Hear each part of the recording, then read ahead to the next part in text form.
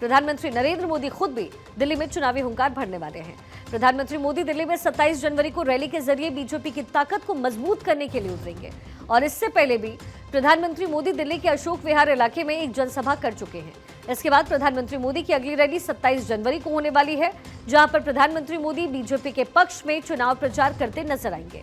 प्रधानमंत्री नरेंद्र मोदी ने पिछले दिनों दिल्ली के रोहिणी में एक जनसभा को संबोधित करते हुए चुनाव प्रचार का आगाज किया।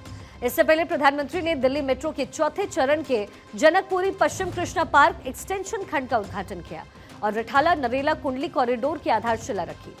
रोहिणी की रैली में प्रधानमंत्री मोदी ने दिल्ली की सरकार पर जोरदार हमला बोला और अब फिर से प्रधानमंत्री मोदी चुनाव प्रचार के लिए मैदान में उतरेंगे। वहीं प्रधानमंत्री की रैली के अलावा बीजेपी के कई बड़े चेहरे भी दिल्ली में चुनाव प्रचार करते हुए नजर आएंगे। कौन कौन है वो भी बताएं।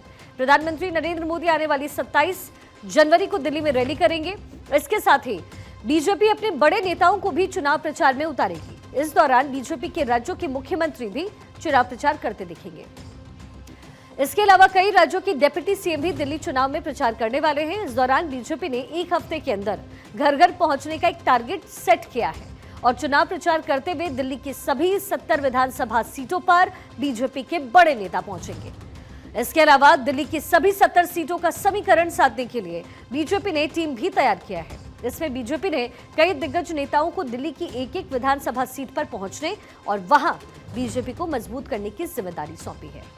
चुनाव के मद्देनजर बीजेपी की इस तैयारी को अगर देखेंगे तो दिल्ली चुनाव के लिए बीजेपी ने 27 टीमें तैयार की। इन 27 टीमों में बीजेपी के बड़े नेता भी शामिल हैं और बीजेपी की टीम 27 में नेताओं को 2-2 सीट की जिम्मेदारी दी गई है।